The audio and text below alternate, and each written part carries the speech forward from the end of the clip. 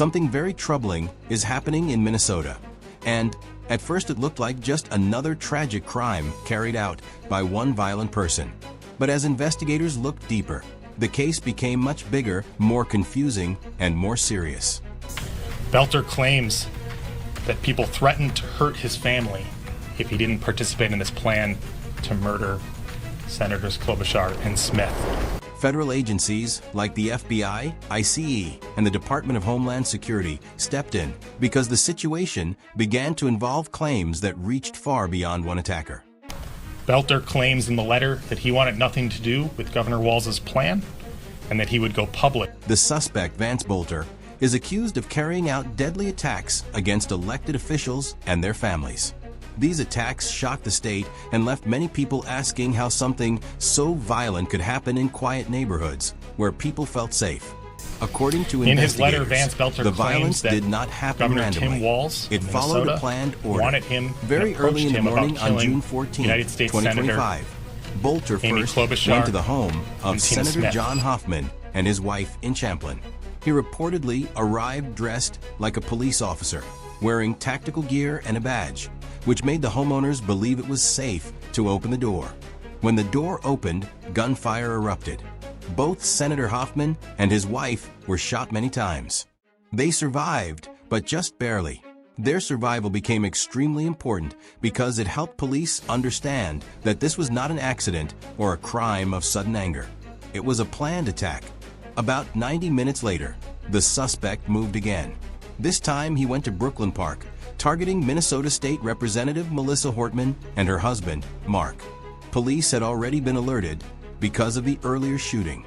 Officers rushed to the house to check on the family, but they arrived just moments too late. When police approached, the suspect fired at them and forced his way inside the home.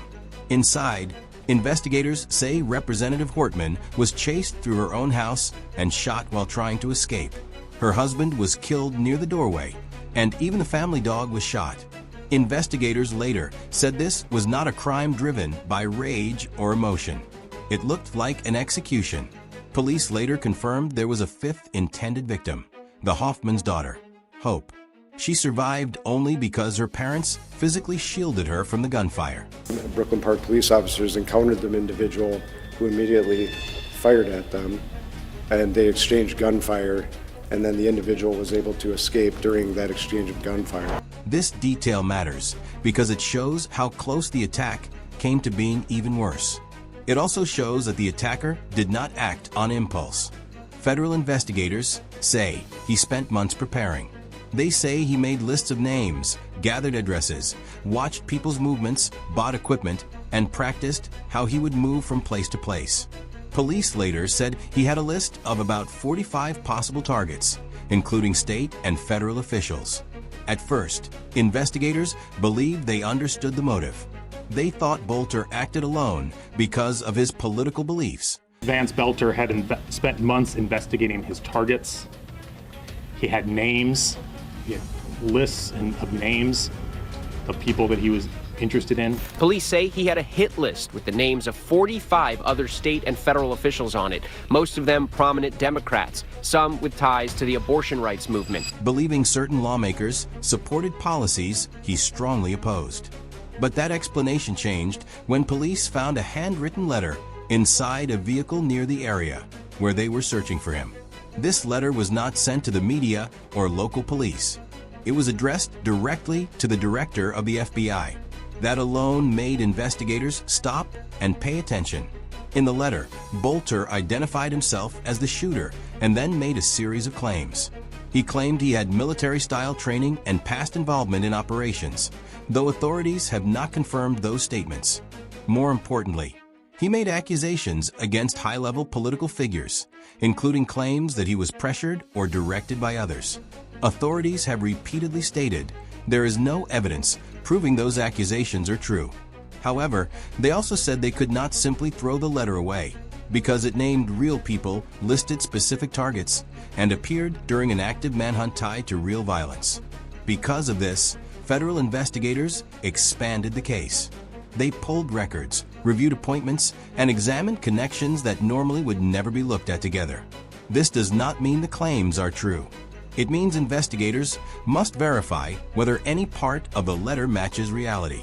When accusations involve elected officials and political structures, law enforcement is required to check, even if the claims later turn out to be false. The case grew even more complicated when investigators confirmed that Bolter had previously been appointed to a state board years earlier. This appointment alone does not prove wrongdoing. Many people serve on boards without ever committing crimes. But it added another layer investigators could not ignore.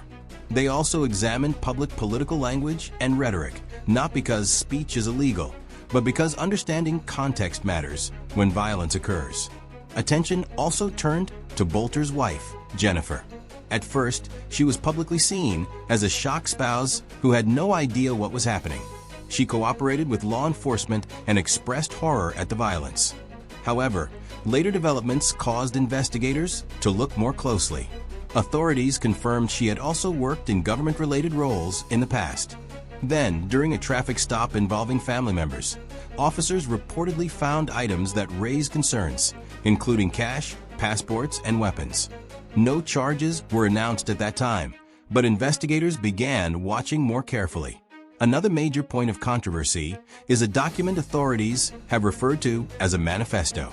Officials acknowledge it exists, but they have not released it to the public. They say the investigation is ongoing and releasing it could cause confusion or spread misinformation. Critics argue that withholding information only increases public distrust.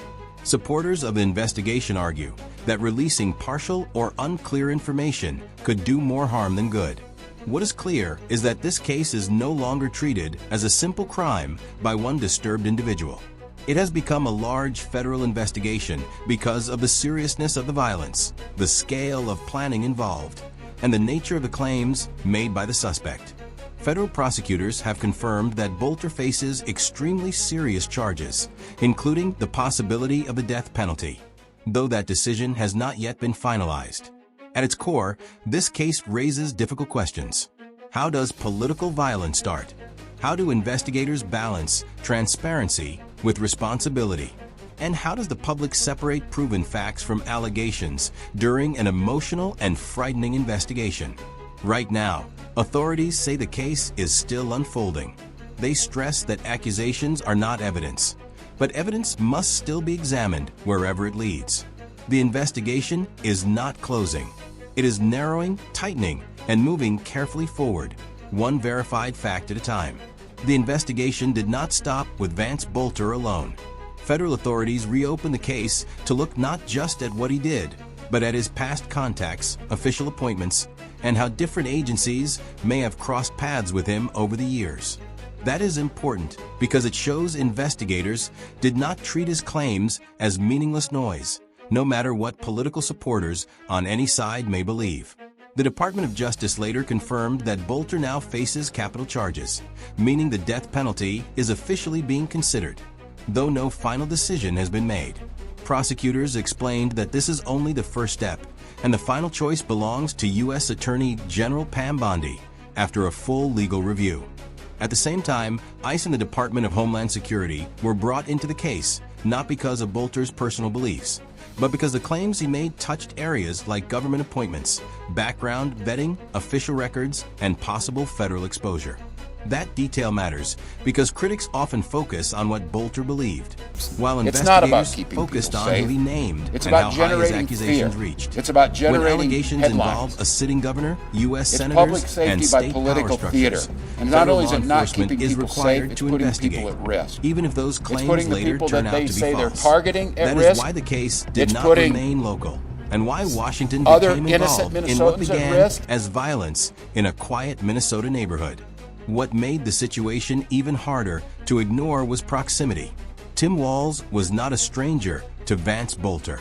Records show that before the attacks, Bolter had been appointed to a state workforce development board by Governor Walz, including a documented appointment in 2019. This does not prove wrongdoing, but it does mean Bolter was not an unknown outsider. He was someone who had been vetted, approved, and placed into a role connected to state government. That fact alone explains why investigators did not simply dismiss his letter and move on. At the same time, Governor Walz's public political language in the months before the attacks had become sharper and more dramatic, framing political opposition as serious threats and using strong rhetoric about enforcement and public safety. None of that is illegal, but when political violence happens and the accused person points upward, investigators are required to consider context, tone, and timing. Another thing people noticed was silence. Governor Walz did not immediately hold long press conferences or aggressively push for public transparency. To be absolutely clear, there is no proof tying him to the crimes. It is a betrayal of everything we hold true as tenets of our Christian faith. We are appalled and horrified by what occurred, and our hearts are incredibly heavy for the victims of the unfathomable tragedy. But when a sitting governor is named in a confession connected to targeted political killings. On the morning of June 14, 2025, I received a call from law enforcement and immediately drove to meet agents at a nearby gas station. Unanswered questions naturally draw more scrutiny. As time passes, and as investigators keep digging, it becomes harder to argue that the appointment, the rhetoric, the letter, and the silence are all unrelated coincidences. Then attention turned to Jennifer Bolter, Vance Bolter's wife. At first, she appeared exactly as people expected, shocked, heartbroken, and completely blindsided. In her public statement, she said the violence did not match her family's beliefs, that it betrayed their Christian values, and that she was horrified by what had happened. She said she cooperated with law enforcement right away, even meeting agents voluntarily on the morning of the attacks. The media largely accepted this picture, and at that point, there was no public evidence connecting her to the violence. The story paused there, and that pause mattered because it created a sense that everything important was already known. But later developments changed how investigators viewed her role, not as proof of guilt, but as someone worth closer attention. Records showed that Jennifer Bolter had also previously worked in a role connected to Governor Walz's administration. That alone does not mean wrongdoing, but it removed the idea that she was completely outside the political environment surrounding the case. Then came a traffic stop in Max County involving Jennifer Bolter and other relatives. Law enforcement sources say the stop was planned, not random. During the stop, officers reportedly found weapons, ammunition, a large amount of cash, and passports inside the vehicle. No arrests were announced at that moment, and no charges were publicly filed. But in a case already under intense federal scrutiny, stops like this do not happen without reason. From that point forward, Jennifer Bolter was no longer viewed only as a grieving spouse, but as someone federal agencies believed they needed to monitor carefully. And when that happens in a case involving alleged political assassinations, it signals that investigators believe there may still be unanswered questions. The most confusing part of the story involves a document authorities themselves acknowledge exists, a manifesto. Officials admit it is real, yet they refuse to release it. Their explanation is that it lacks enough specific information, and releasing it could mislead the public, while the investigation remains active. But to many people, that explanation does not make sense. A document that is not specific enough would not cause this level of secrecy. By withholding it, authorities are asking the public to trust conclusions without seeing the evidence.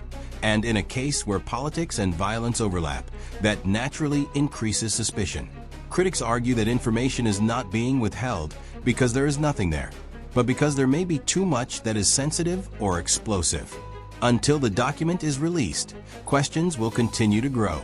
If this were truly only a lone attacker acting in isolation, people ask why the case keeps pulling in higher offices, sealed records, multiple federal agencies, and long periods of silence.